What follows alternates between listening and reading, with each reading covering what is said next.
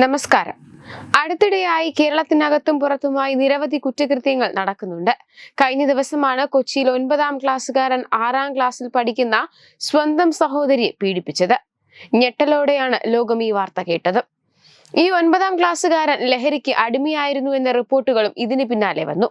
ഇന്ന് നടക്കുന്ന കൊലപാതകങ്ങളുടെയും ആക്രമണങ്ങളുടെയും പിന്നാലെ പോയാൽ തെളിയുന്നത് ലഹരി ഉപയോഗം തന്നെയാണ്. വെഞ്ഞാറമൂട് കൊലപാതകത്തിലും ഇത് തന്നെയാണ് വ്യക്തമായത്. സ്വന്തം കുടുംബത്തിന് മണിക്കൂറുകൾ കൊണ്ട് ഇല്ലാതാക്കിയ അഫാന്റെ പിന്നിലും ഉണ്ടായിരുന്നു ലഹരി. സംസ്ഥാന സർക്കാർ ഇന്ന് ലഹരിയുടെ ഉപയോഗം തടയാനായി പല പദ്ധതികളും കൊണ്ടുവരുന്നുണ്ട്. എന്നാൽ അത്തരം പരിപാടികൾ വന്നതുകൂടെയാണ് ഇപ്പോൾ കൊലപാതകങ്ങളും ആക്രമണങ്ങളും വർദ്ധിക്കുന്നതെന്ന് പറഞ്ഞാലും തെറ്റില്ല. കാരണം വർദ്ധിച്ചു വരുന്ന ലഹരി മാഫിയയെ തടയാൻ ഇന്ന് പിണറായി സർക്കാർ ഒരു കോപ്പും ചെയ്യുന്നില്ല. അത് തന്നെയാണ് കാരണം. എന്നാൽ ഇപ്പോൾ ഇത് സംബന്ധിച്ച ഞെട്ടിക്കുന്ന ചില വിവരങ്ങൾ പുറത്തു വരുന്നു.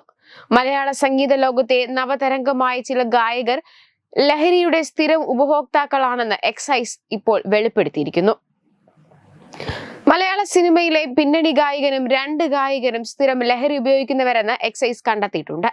ഇവരെ നിരീക്ഷണത്തിലാക്കിയപ്പോഴാണ് കൂടുതൽ വിവരങ്ങൾ കിട്ടിയത്. പരിപാടികളിൽ എത്തിയ ശേഷം ലഹരി ഉപയോഗിച്ച് പലർക്കും പാടാൻ കഴിയാത്ത സ്ഥിതിയാണ്. നിരോധിത ലഹരി വസ്തുക്കളുടെ ഉപയോഗമാണ് ഇതിന് കാരണം. 10ലധികം ന്യൂജൻ ഗായകരെ നിരീക്ഷിച്ചു വരികയാണെന്നും എക്സൈസ് അറിയിച്ചു. അറസ്റ്റ് ഉൾപ്പെടെ നടപടികൾ ഉണ്ടാകുമെന്നാണ് വിവരം. പരിപാടികളുടെ മറവിൽ ലഹരി ഉപയോഗം നടത്തുന്നുവെന്ന നിരീക്ഷണത്തിന്റെ അടിസ്ഥാനത്തിലാണ് നടപടികൾ. ആവശ്യമെങ്കിൽ മുടിയുടെ സാമ്പിൾ ഉൾപ്പെടെ ശേഖരിച്ച് പരിശോധിക്കുമെന്നും എക്സൈസ് അറിയിച്ചു. കഴിഞ്ഞ മാസം നടത്തിയ പരിശോധനയുടെ പിന്നാലെയാണ് സിനിമാ മേഖലയിലെ കൂടുതൽ ലഹരി ബന്ധങ്ങൾ എക്സൈസ് കണ്ടെത്തിയത്. യുവ നടന്മാരിൽ പ്രമുഖരായ ഒരാളുടെ വാഹനത്തിൽ നിന്ന് ലഹരി ഉപയോഗത്തിന്റെ തെളിവുകളും എക്സൈസിന് കിട്ടി.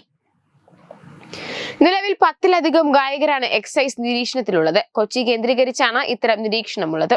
സിനിമാ സെറ്റുകളിലും പോലീസ് രഹസ്യാന്വേഷണം നടത്തുന്നുണ്ട്. ഇതിന് പിന്നാലെയാണ് അന്വേഷണം സിനിമാ മേഖലയിലെ പാട്ടുകാരിലേക്കും കേന്ദ്രീകരിക്കുന്നത്. ഒരു പിന്നണി ഗായിക സ്ഥിരമായി സ്റ്റേജ് ഷോകൾക്ക് മുൻപ് ലഹരി ഉപയോഗിക്കുന്നതായാണ് എക്സൈസിന് വിവരം ലഭിച്ചത്. പിന്നണി ഗായകരിൽ 2 യുവ ഗായകരും നിരോധിത ലഹരി ഉൽപ്പന്നങ്ങളുടെ സഞ്ചരിക്കുന്ന മാർക്കറ്റാണെന്നാണ് എക്സൈസ് ഉദ്യോഗസ്ഥർ പറയുന്നത്. മട്ടാഞ്ചേരി മാഫിയയുമായി ബന്ധമുള്ളവരെല്ലാം നിരീക്ഷണത്തിലാണ്. ഇവരെ കേന്ദ്രീകരിച്ച് അന്വേഷണം പുരോഗമിക്കുകയാണെന്നും എക്സൈസ് വ്യക്തമാക്കുന്നു. സിനിമാ മേഖലയിൽ ഒരു യുവ നായക നടന്റെ വാഹനത്തിൽ നിന്ന് ലഹരി ഉപയോഗവുമായി ബന്ധപ്പെട്ട നിർണായക തെളിവുകളും എക്സൈസിന് ശേഖരിക്കാൻ കഴിഞ്ഞു. ന്യൂജൻ സിനിമാ സെറ്റുകളിലും ലഹരി സജീവമാണെന്നാണ് ഉയരുന്ന ആക്ഷേപം. പല സിനിമകൾക്കും ലഹരി മാഫിയ ഫണ്ട് ചെയ്യുന്നുവെന്നും ആരോപണമുണ്ട്. ഇവരെ ചോദ്യം ചെയ്യുന്നതിനും കൂടുതൽ പരിശോധനകൾക്കും അനുമതി ലഭിക്കാൻ ഉന്നത ഉദ്യോഗസ്ഥരെ സമീപിക്കും. കൃത്യമായി തെളിവുകൾ ലഭിച്ചിട്ടും ഇത്തരക്കാരെ ചോദ്യം ചെയ്യുമ്പോൾ എക്സൈസ് ഉദ്യോഗസ്ഥർക്കെതിരെ നടപടി വരുമെന്നാണ് സത്യം. ഇത്തരം ലഹരി മാഫിയകൾക്ക് പിന്നിൽ തലപ്പത്തിരിക്കുന്ന ഏമാന്മാർക്കും പിടിപാടുണ്ടെന്നുള്ളതും ഇതിൽ നിന്നെല്ലാം വ്യക്തമാണ്. കാരണം ഈ റാക്കറ്റിൽപ്പെട്ട ആരെയെങ്കിലും തൊട്ടാൽ അപ്പോൾ ഉദ്യോഗസ്ഥർക്ക് വിളി വരും. അതേസമയം ഇതിനെല്ലാം പിന്നിൽ പിണറായി സർക്കാർ തന്നെയാണെന്നാണ് ഇപ്പോൾ ഉയരുന്ന ആരോപണവും. Web desk Tatwamayi news. Branding partner Edubix online executive education. Focus physiotherapy centre Pattom. Unnat engineering Gujarat.